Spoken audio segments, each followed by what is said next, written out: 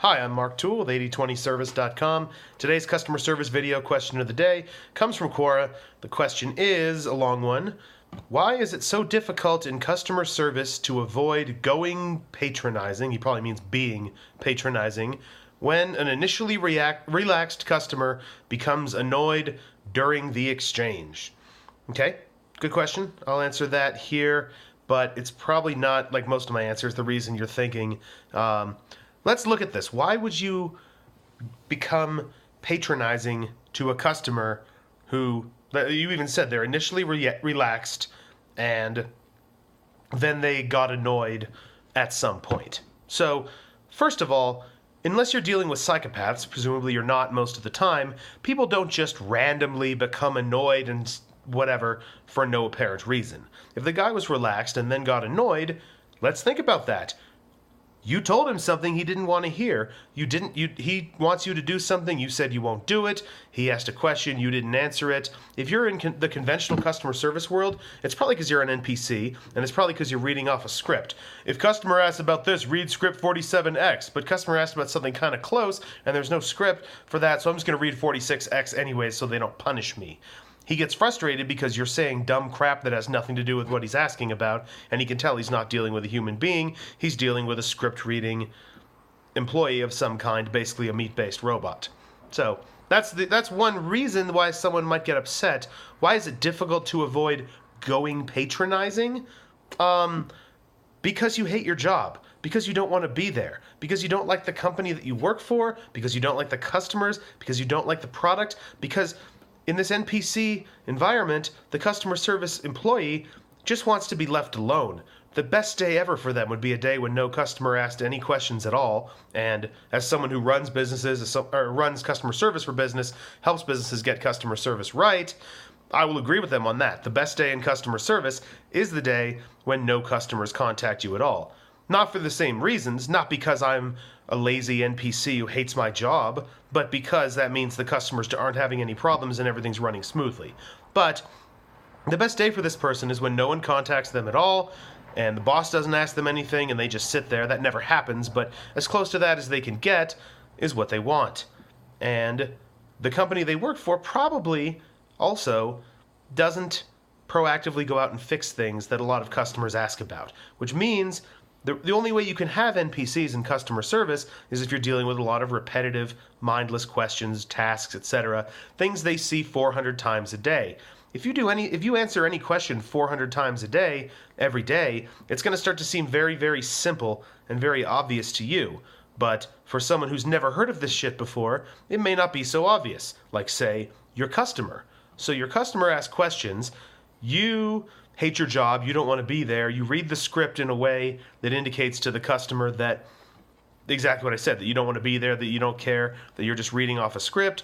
He gets annoyed, and then you go patronizing because you think he's an idiot. He's asking stupid questions. This is obvious. This is easy. He should understand this.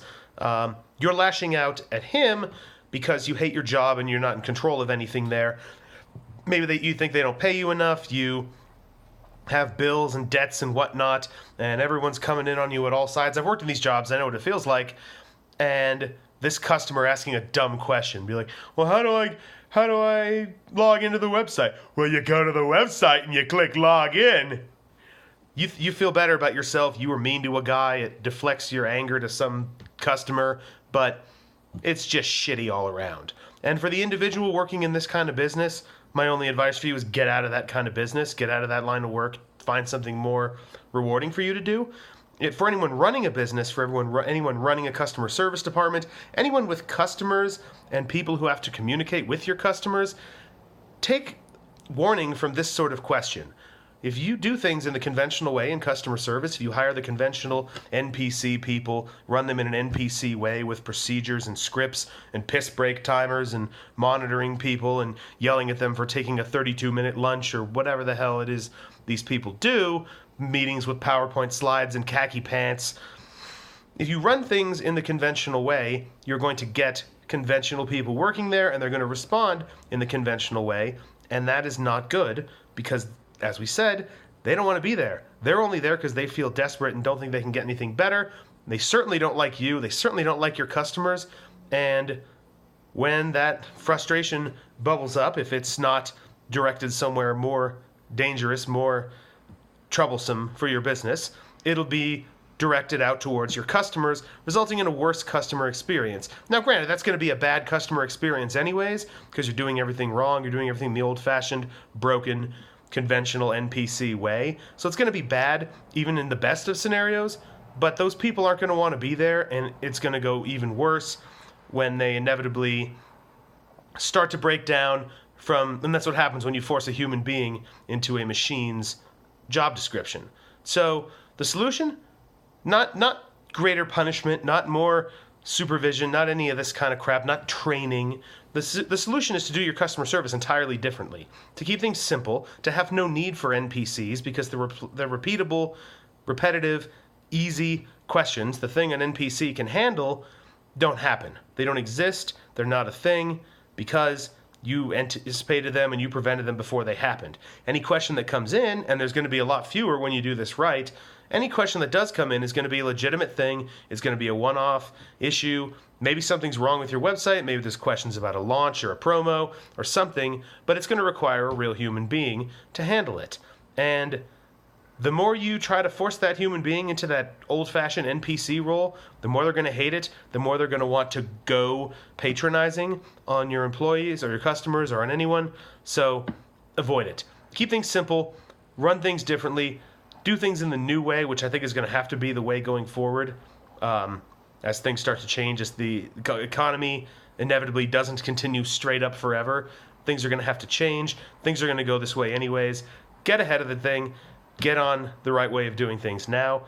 That's what like I said, that's what I talk about. That's what I write about here on Quora. If you're watching there, if you're watching on YouTube, I also write about it on the website, 8020service.com, like Pareto's 80-20 principle. Write about it there. I do these videos every weekday on a customer service question. So if you have a question, ask me on Quora if you're there. Ask me in the comments if you're watching on YouTube. I may answer it in a future video. And otherwise, I guess I'll wrap this up here. Like I said, every weekday I do one of these videos, so I will be back tomorrow with another one.